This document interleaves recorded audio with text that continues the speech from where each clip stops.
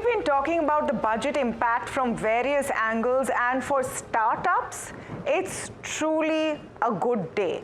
The big sword hanging over the head was the angel tax, which has been around from a very, very long time. Budget after budget, you have this representation and request, please give us relief from angel tax. Well, this time it's actually happened. The angel tax goes. And, you know, we've got the first reactions coming in. Vineeta Singh, co-founder and CEO of Sugar Cosmetics, with us on this special show where we understand how much the budget really boosts Startup India.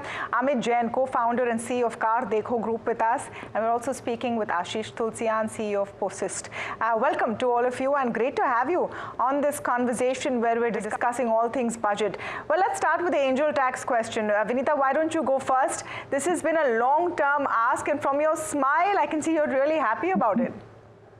Yes, I'm very happy and very grateful to the finance minister to finally give us the wish that startups have been asking, not just startups, but even venture capitalists, because the 30% angel tax on early stage investing was a big, big barrier. And I think all of this will result in the startup ecosystem getting a massive boost. Early stage funding is going to go up, I believe, by 20-30%, creating a lot more opportunities for startups and eventually a lot more employment. So a very, very big green flag from the budget this year, and something that we've been waiting for almost a decade now. And all the startups that I know have gone through that journey of having to deal with income tax officials around angel taxes. And I think this is a big relief. All right, so the angel tax was a bit of a dark angel tax. Amit, I want to know, of course, your reaction, and sort of give us I'm sure you've done a back of the envelope calculation by now. Give us an idea of what the impact is for a startup once this tax is removed. Look, the taxation was 30% earlier, which is now practically nothing, zero. So the impact is actually huge. And problem was that you have not made money and you'd still had to kind of incur taxes earlier, which probably gets sorted out. You have to, so if you buy a 1 rupee and then the fair market value increases, the tax was being recognized. There were so many files open. I think now everything would be put to rest. So overall, I personally think, from my personal perspective, as well as anybody investing in angel investing in startups, this is going to be a very big boost. Many people who are sitting on the edge to invest would now probably join the bandwagon. It's not just financial, it's also about creating new Bharat 2.0, which will have a big impact with this clarity that has come now on taxation. It goes on from now, so I don't know if the files that are already open close overnight, but you know, it's hence on. Ashish Tulsian, your response to the angel tax relief, and also, is this coming at a time when there has been a concern that startup funding is drying up, and that's been happening for a while, I think the last 2-3 years or so. So even as private capex is increasing, etc., that whole startup buzz sort of has been dying. Do you think that this is the trigger to revive it? I think this is definitely a trigger to revive, a really welcome step. But to Amit's point, I think the biggest problem with angel tax was not only the fact that you're paying 30% of the money that you're raising, which you are raising from your equity. So technically, you're paying tax via your equity. But more than that, the problem with angel tax was that it was penalizing startup entrepreneurs from valuing their startup, for its future value, for its potential, where, the tax officer was looking at a fair market valuation basis current asset. And then most of the startups, unlike, Vineeta here, and most of the startups are tech startups. We don't have assets. We have intellectual property as asset. Amit will agree to this. So it was very difficult to get to that fair market valuation in the eyes of the tax inspector. And hence, people were getting harassed, through this cycle, and then paying a delta of the tax on the money raised. So I think abolishing it is a great step. Startup entrepreneurs are not only going to, have a breath of relief. I think angel investors are just going to, be more, I should say, risk-taking on the startup entrepreneurs now, given that, this is also a declaration that it was a bad, tax practice. And I sincerely hope that Finance Minister also clarifies, I don't know if they have already, whether this will impact the existing open books or at least startups who raised money between 2016 and 2024, will it still apply to them? I hope that it gets clarified and no more startups get tax notices. By the way, we were one of the victims of startup tax back in 2016, 17, 18, and it was quite a tyranny. Okay, so do you see, I'll follow up to Ashish here. I mean, we'll wait for that clarification, but typically such decisions are not made with retrospective effect, right? Because then you lay the parameter. You don't want to do anything with retrospective effect, good or bad. So even if it's good, you might not go back in time and try and fix things. But having said that, do you think, Ashish, that you're beginning to see the green shoots of angel investing anyway coming back, and will this then give it that impetus? 100%. I think one thing that will happen immediately is that re-domiciling of startups outside of the country who were just moving away because there was angel tax, because there was a probability that people will get notices, and then there's startup investors also start getting notices. They also come under scrutiny. I think this entire ripple effect, as soon as it ends, startups will stop re-domiciling out of India just because they wanted to raise angel money. And I personally think it's a big win, because re-domiciling a company outside of India just to raise angel capital is a brain drain of a different kind, and loss of GDP and revenue, and again, like ripple effects on the economy. In fact, tell me more about that, Amit Jain. And we've been seeing startup founders pop up suddenly in Dubai, everyone's favorite destination. People move lock, stock, and barrel and start running their company from Dubai, Singapore, wherever. And this angel tax might be some reason for it. Enough reason to come home now and just give us an idea of the kind of stress this was creating also for the community. I think there are other programs also in UAE, etc., which promote startups to start from there. But I personally believe if your business is gonna be primarily in India, I think the best place to do business is India, and registering company here. You would be noticing now larger companies are trying to move back to India to list. In any case, it was not very fruitful for companies to go out and then come back. Now with this angel tax getting sorted out, the people who would move out for this reason should definitely look at coming back. UAE, Dubai that you're talking about has a lot of incentives also on servers, office space, a lot of stuff. They're also trying to create a hub there of technology, frankly. So people who should look at UAE as an option are the ones who are trying to maybe, take those incentives and sell to the globe. But if your primary occupation is going to be in India and business is going to be in India, I would personally view this has to be done from India, as this is the main place of operations. But it's important point. It's important point because now there is a global hunt for talent, for entrepreneurial talent as well, and India is competing. So we're just taking UAE as an example, but if those are the kind of incentives, let's talk about what more needs to be done to bring back the founders, avoid more founders departing and that kind of a brain drain happening. That question for Amit Jain. Look, my personal view is that you will have a lot of infra already built up in India, and with the kind of startups coming in AI and space tech, as you notice now, I see no reason for people to move out. I am personally a big believer of India, and I've stayed back. I've built the company here, never got it registered outside. In fact, all our foreign offices are subsidiaries of India. So everything consolidates back. So my personal view is that more and more people are staying back. When I was passing out of IIT back then in 99, most of my batch went out, right? And now if you notice, hardly any percentage, very few percent point go out, less than 10. In my case, it was 90-95% going out. So actually the talent is now stopping back. Salaries have significantly changed now for people to stay back. More and more startup ecosystem has evolved. So I personally don't see it as a big challenge that companies starting from India is actually relocating to Dubai. It is just for the tax reasons. Investors sometimes insist that form it here. A lot of companies get funded from Y Combinator, who insists to register in America, for example. There's other reasons also which make the investments a company domicile outside. But I personally think with the angel tax getting sorted out, there's no reason I personally believe that people would still look out for domiciling outside, in my view.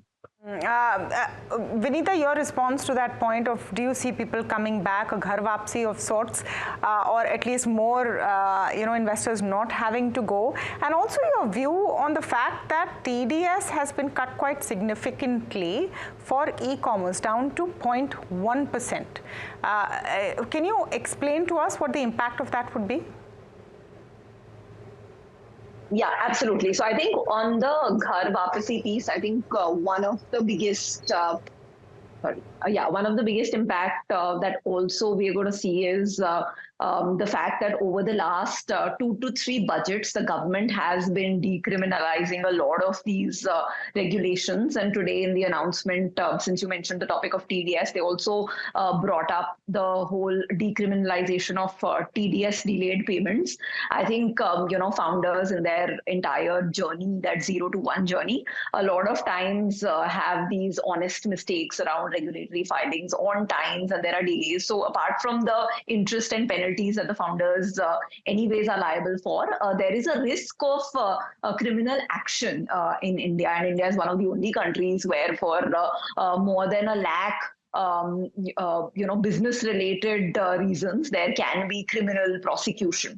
And I think the government has been taking action there, and I'm very grateful that today another step was taken in that direction, where on delayed TDS payments, the criminalization has been abolished. So I think that entire just ease of doing business, which is a constant pain point for a lot of investors as well as entrepreneurs. I think that getting resolved with every budget is a big step. The other thing which Amit was in fact sharing with us in the beginning was that private capital gain tax, which was at 20%, is now down to 12.5%. I think that's another big step, because that at least reduces the gap between what the benefit of tax saving was vis-a-vis a UAE or a Singapore or a US, where a lot of founders are now moving. And I think there would be a lot more incentive for them to consider staying back in India rather than moving out.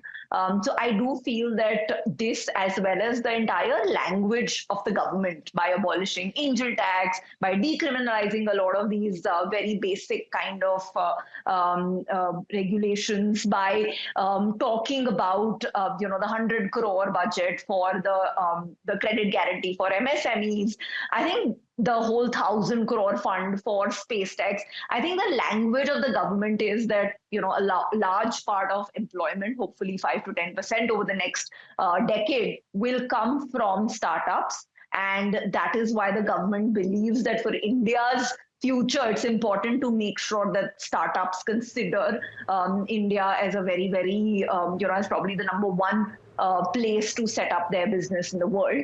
And incentivizing with not just PLIs, but also with a lot of very, very startup specific schemes as well as provisions is going to be a big step. And angel investing, we're already seeing it had started growing, because a lot of while foreign direct investment had gone down, a lot of the wealthy families, HNIs in India, who made a lot of money in the markets in the last 12 months, have been looking at startups to invest. So this angel tax abolishing is going to make the floodgates open. And I think this, early stage investing is going to get a boost of not just 20-30%. My sense is probably even more in the coming 12 to 18 months. Okay, that's an important point, that the floodgates will open to angel investing. Before I take a break, I want a quick word from Amit Jain on the impact of long-term capital gains tax for non-equity asset classes being reduced to 12.5%.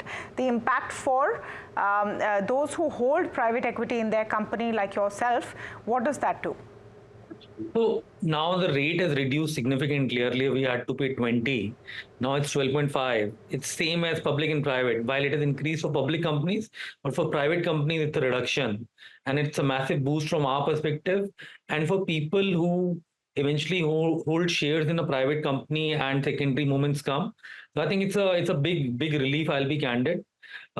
This also in turn boosts more people to have investments here and then take secondaries, employees getting shares. So this does not apply to ESOP, just to be clear. It applies to equity share. Founders and partly paid shareholders of the company will benefit here. From my perspective, it's a big gain. Like let's say if we do a pre-IPO round in a private company, this will be a massive tax saving from our perspective as founders. Okay, so massive tax saving from Amit Jain's perspective and for founders. Huge boost to space technology as well and startups in that space. We'll take a very short break. We'll talk about all that, but we'll also talk about the other side of this. The reason why the government is giving all this encouragement to startups is so that jobs are created. Clearly, this time the government is being very clear of what they expect the private sector to do, whether it's internship, whether it's incentives in terms of new employers. How do you think this actually incentivizes startups in various verticals to hire more people? I think, Tamara, startups, one thing that I would like to also point out is that, whenever there is a startup scheme and whenever we talk about, let's say, Startup India, Stand Up India that Prime Minister launched back in 2016, we talk about tax holidays, for the startup companies. And I think one thing that I've always wondered is, I'm sure Vineeta and Amit will agree, startups are not worried about tax. Startups are worried about income. Tax will come when there is going to be income and then profit, on top of it. So I think some of the steps in today's budget, including angel tax, talking about internships, first job creation, I think these are just going to encourage every, startup founder to look at these avenues where they can align with the government's mission and vision. And I am sure that some of these are going to bloom into better policies and consecutive budgets year on. My view right now is only around that angel tax piece as well as the capital gains piece. The probability of founders and companies staying in India is also going to directly impact the job creation. So, capital gains was actually a significant, step, especially for the private, companies. We see so many examples where, founders and companies move outside the country before their exit event, which is, let's say, in line of sight, maybe 3 years out. And I think with this 12.5%, capital gains, this is not going to happen, or this is going to happen much less, which also is going to impact employment and job creation within the country, because we don't really need to go outside. Vineeta, your take on that, on how employment gets the boost, because now, you have to also deliver the jobs. At the end of the day, all these incentives are because startups are the one who can create the jobs. And while all of that money was flowing into startups a few years ago, the argument often was, that's fine, but where are the jobs? I think I can talk about myself. We employ 4,000 people, out of which 75% are women. Today we spoke about employment rates of women being in the range of 20% going up to 37%, including formal and informal.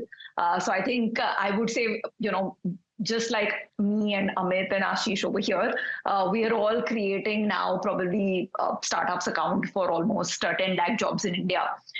So there is progress. And I feel that as long as the scheme that the government has launched around the contribution of PF for a month for employment provided for first jobbers, if those schemes do not have a lot of regulatory hassle, I think startups would be the first to avail of some of those benefits and deploy that into more job creation. And I think this is a massive boost for the next 5 years. I mean, what the finance minister said is that this is going to impact 4 crore young people. And I think India has this crisis of like almost 1 crore people entering the workforce every year, and them needing to be provided employment.